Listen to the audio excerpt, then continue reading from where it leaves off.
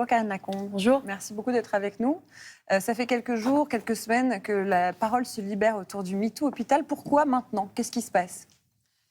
Je pense qu'il était vraiment temps. D'ailleurs, vous dites maintenant, mais finalement, ça fait quand même plusieurs années après le lancement du premier MeToo, en 2017.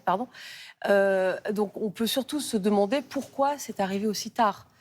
Et la raison pour laquelle c'est arrivé aussi tard, c'est qu'il est très difficile de parler à l'hôpital. Les personnes qui sont concernées sont des personnes jeunes, qui sont souvent soumises à une pression hiérarchique importante et qui ont beaucoup à perdre, en fait, à parler. Alors, quelques chiffres. 78% des femmes médecins déclarent avoir déjà été victimes de comportements sexistes. 30% d'entre elles affirment avoir subi des gestes inappropriés à connotation sexuelle ou des attouchements sans leur consentement. Donc, pourquoi ça a mis autant de temps? À cause de l'omerta. Et pourquoi y a-t-il une omerta si forte autour de l'hôpital? L'omerta, elle est très liée, je pense, à la pression hiérarchique, au fait que notre carrière dépend beaucoup des personnes qui nous embauchent au quotidien, avec qui on travaille au quotidien. Ce sont des carrières qui, pendant de nombreuses années, sont très précaires et on dépend beaucoup de l'avis de la personne qui va être le chef de service ou tout du moins le supérieur hiérarchique. Et donc, c'est très difficile. Et d'ailleurs, on voit que même si on parle beaucoup du MeToo à l'hôpital, finalement, il n'y a pas tellement de personnes vraiment concernées qui en parlent. Alors justement, vous avez sorti ce livre « Les femmes sauveront l'hôpital ». C'était l'année dernière. Dans ce livre, tout est anonyme. Est-ce que vous avez réfléchi à dénoncer, à donner les noms des gens que vous évoquez ? En fait, mon but, ce n'était pas vraiment de stigmatiser une personne, mais c'est de montrer les comportements et de montrer comment le système, pendant des années et des années, a continué d'entretenir ce type de comportement. Et c'était plus pour vraiment essayer d'initier un électrochoc, donc qui arrive plusieurs mois plus tard. C'est vrai, à partir du moment où on met des noms sur des actes, mais vraiment, moi, mon objectif, c'était de secouer le système et de dire maintenant, ça suffit, il faut regarder les choses en face et essayer tous ensemble d'y apporter une solution. Alors, ce qui s'est passé, Karine Lacombe, c'est que vous sortez ce livre, qui est donc anonyme, et quelques mois plus tard, Anne Jouan, journaliste à Paris Match, paraît donc une enquête qui dénonce les hommes évoqués dans votre livre. Il y a notamment le nom de Patrick Pelloux qui est sorti, célèbre urgentiste. C'était pas organisé, ça? Ah non, du tout. Alors, comment vous avez réagi quand vous avez su que ça allait sortir? En tant qu'auteur, on n'a pas grand-chose à voir avec le journalisme d'investigation. Anne Jouan a fait une vraie enquête journalistique. Elle a interrogé de nombreuses personnes, elle a recoupé des faits. Et quand elle m'a appelée pour me dire, voilà, le sujet dont vous avez parlé dans votre livre est un sujet que je trouve très important, sur lequel il y a une véritable omerta et il est vraiment important d'en parler. Pour en parler, il faut mettre des noms sur ce qui se passe.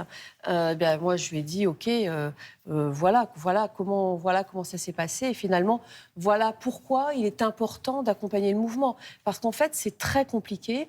On subit beaucoup de pression. Elle-même, Anne Jouan, subit des pressions en tant que journaliste. Elle a eu des menaces de médecins très connus qui lui ont dit vu comment tu parles de ce problème-là, tu seras plus soignée à la PHP. Ça, c'est quand même entendu ça aussi. Je trouve que c'est extrêmement violent.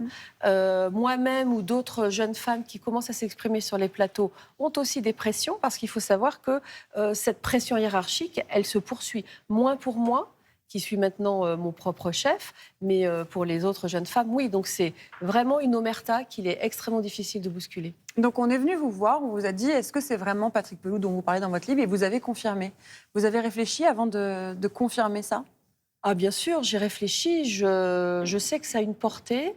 De parler d'une personne quand on veut en fait illustrer un système, mais il est très difficile de bouger le système en fait. Et quand plusieurs personnes ont participé, dont cette urgentiste ont participé au système, à un moment donné, il faut se dire on y va pour que les choses changent. Est-ce que vous comprenez, Patrick Pelloux, qui lui parle de grivoiserie, ne comprenne pas pourquoi ça lui tombe dessus comme ça?